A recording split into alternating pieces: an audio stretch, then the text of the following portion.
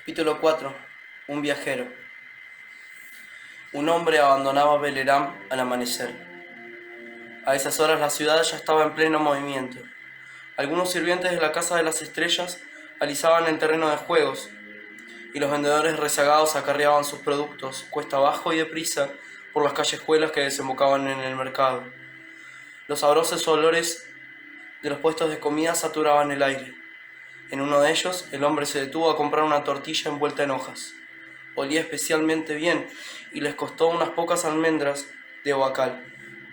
Aquella pausa prematura no estaba contemplada en el riguroso itinerario que los supremos astrónomos le habían trazado, pero cuántas veces el recuerdo de ese sabor le devolvió la entereza para seguir el camino.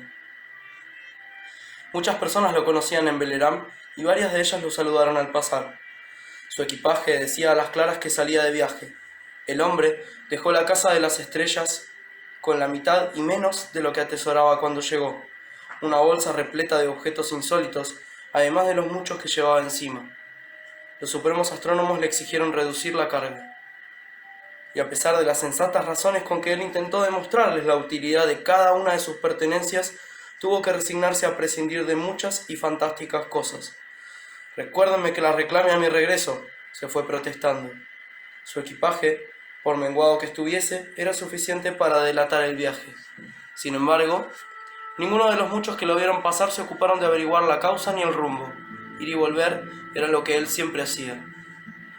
La primera parte del viaje fue desandar lo que pocos días atrás había andado. Atravesó la plaza y el terreno de juegos, bajó por la calle del mercado, dejó atrás el naranjal y las primeras poblaciones. «Adiós, Belleram», dijo, sin volverse a mirar. «Aprovecharé el largo camino para hacerte una canción». Pasó el puente que cruzaba sobre el río y siguió hasta Amarilla del Cien Pies. De Amarilla del Cien Pies caminó hasta los montes ceremoniales, los atravesó por un atajo difícil, y entonces sí, elogió el paisaje con toda su voz. «He llegado al valle más hermoso del mundo». 13 veces 7000 pájaros, así se llamaba el sitio. Perfumado como pocos, musical como ninguno de los muchos que me ha tocado oír. El viajero hubiera querido demorarse allí algunos cuantos días, pero sabía que no era posible.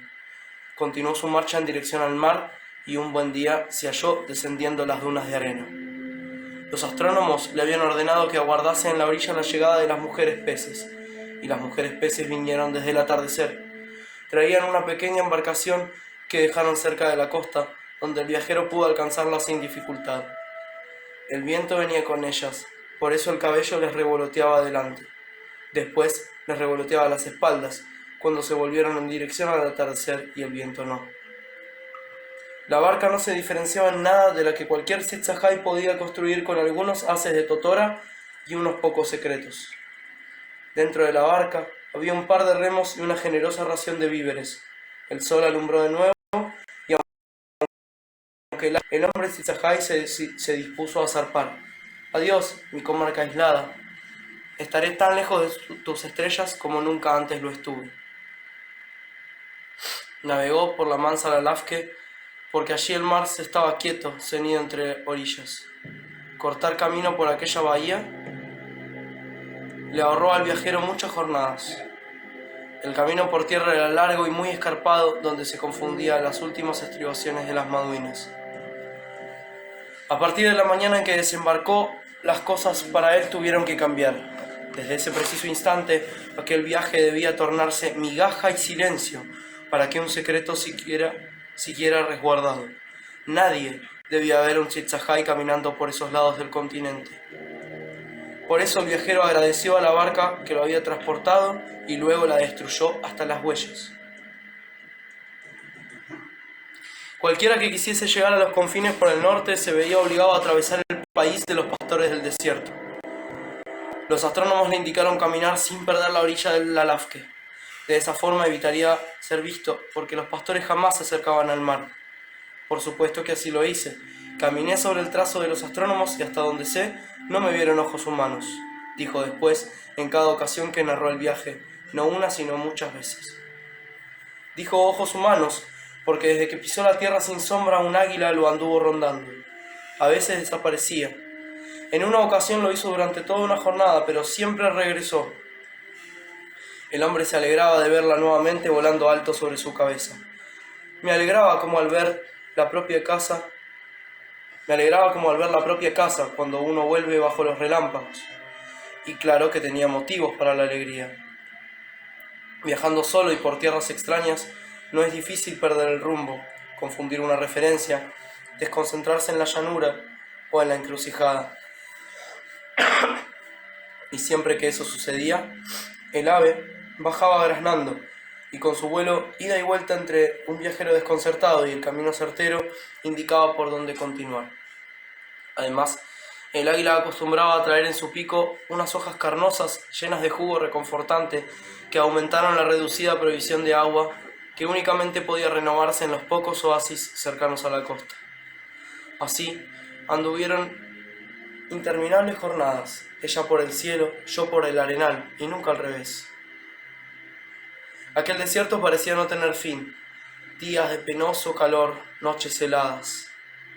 Días y noches, noches y días, y el paisaje siempre idéntico. De tanto en tanto el que andaba solo por el desierto tiraba un guijarro delante de sí para convencerse de que estaba avanzando. Has alcanzado el guijarro que tiraste, serénate, estás caminando, y con un poco de fortuna será en la dirección correcta. Así decía para su propio consuelo. Los supremos astrónomos le habían enseñado a ordenar el esfuerzo y el descanso a fin de soportar el desierto.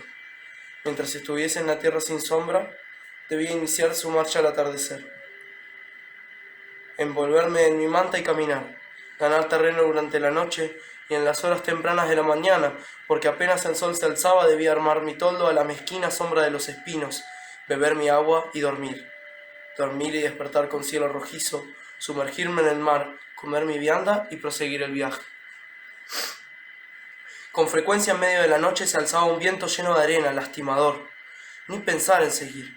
Los ojos cerrados, la boca apretada, y agazapado bajo su manta se quedaba añorando el aroma de aquella tortilla envuelta en hojas y esperando a que el viento amainase. Eso sucedía de a poco. Las ráfagas se demoraban en llegar y azotaban menos, la arena volvía a la arena, y recién entonces a la cola del viento podía reanudar la marcha. Extraño país es la tierra sin sombra, donde el mar y el desierto se encuentran en la costa y no se sabe cuál muere y cuál mata. Pero un amanecer, un día antes de que su correa tuviera 140 marcas, llegó al Pantanoso. El viajero sabía que después de aquel río estaría pisando los confines, tierra habitada por los Usihuilques. El aire se sentía diferente y la vegetación empezaba a aparecer en manchones dispersos. Para poder cruzar el Pantanoso debió alejarse de la desembocadura, que no era sino una extensa ciénaga que se metía en el mar. De haber seguido por allí, seguramente el lodo se lo hubiera tragado. El mapa de viaje le indicaba caminar tierra adentro, y aunque aquello también tenía sus riesgos, no eran ni tan fatales ni tan ciertos como los que deparaba el lodazal. Alejarse del mar significaba exponerse a ser visto por los pastores, que sí frecuentaban los pasajes del Pantanoso. Los hombres del desierto llevaban sus animales hasta allí para que bebieran y pastaran, o bien atravesaban el río para comerciar en los confines. Sus camellos eran muy apreciados en algunas aldeas usihuilques, y los pastores los dejaban a cambio de harina, hierbas medicinales y otros de los tantos bienes que no podían obtener en sus oasis. Como fuera, las posibilidades de ser descubiertos se acrecentaban, utilizando el mismo puente por el que los pastores iban y venían con sus mercancías. El viajero recién iniciaba el cruce, cuando el águila se puso a graznar insistentemente volando a su alrededor.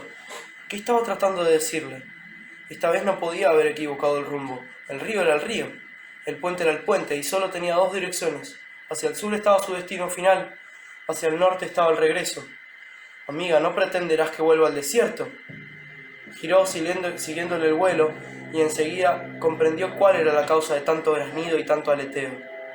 Un gran rebaño de camellos avanzaba en dirección al Pantanoso. Apenas si se distinguían los primeros animales. Del resto del rebaño era una mancha. Pero donde hay camellos hay pastores. Y como por las inmediaciones no se veían ni matas suficientemente grandes, ni mucho menos árboles detrás de los cuales ocultarse, el hombre decidió que era urgente redoblar la ventaja que le llevaba y se puso a caminar con toda la rapidez de sus cortas piernas. Por no pensar en el cansancio, se puso a pensar en los camellos. De tanto pensar, terminó preguntándose cuál sería la suerte de esas enormes bestias rojizas en la selva de la comarca aislada. ¿Cómo avanzarían entre la maraña, con sus cuerpos pesados y sus largas patas? No podrían trepar ni volar, tampoco adelgazarse como el jaguar o arrastrarse como la víbora. Los imaginó irremediablemente enredados y añorando sus extensos territorios de arena, pero justamente entonces reparó en su propio enredo y en su propia añoranza. ¿Qué dices de ti, Zitzahai? ¿No es la selva tu territorio y a pesar de eso acabas de atravesar el desierto? Acababa de atravesarlo, claro que sí. Disfrutó su primer paso fuera del puente y miró hacia arriba en busca del águila. Quería pedirle que se riera con él, pero no pudo encontrarla. Al fin, de puro contento, se rió solo. Detrás de él quedaron la desolación, el pantanoso y los rebaños de llamellos. El bosque se veía cercano, y con el bosque aparecía la promesa de un viaje más grato. Siguió andando. Al poco tiempo notó que el águila no lo había seguido, pero entonces no se preocupó, porque ya lo sabía de sobra, era su costumbre desaparecer. Cuando arribó a las primeras sombras ciertas, comenzó a buscarla. Miró tanto al cielo que la confundió con otros pájaros. Por culpa de llevar los ojos hacia arriba, tropezó con cuanto obstáculo había en el camino. Dijo águila, bajito, porque no podía gritar. Dijo amiga. Buscó y buscó, hasta que comprendió que el águila se había quedado en el desierto. Y yo, pensando en los llamellos, a pesar de la benevolencia del bosque, no pudo olvidarla. Vean que aún no he podido. Nadie fue enviado en lugar del ave para brindarle ayuda, o al menos él no lo advirtió. Y aunque anhelaba tener a alguien con quien conversar, lo cierto es que, cruzando el pantanoso, el viaje se hizo tan fácil que no necesitó socorro. El camino elegido lo mantuvo a buena distancia de las regiones donde se enclavaban las aldeas de los guerreros del sur. El resto lo hicieron su oído, su olfato y su habilidad para caminar sin ruido. Ignoro si las estrellas me asistieron. Por esquivar las poblaciones usihuilques tuvo que seguir una ruta enrevesada, llena de desvíos, serpenteos y contramarchas. Sin embargo, jamás equivocó sus pasos. En los confines, los indicadores del rumbo resultaron ser inconfundibles, cuanto más que en la tierra sin sombra.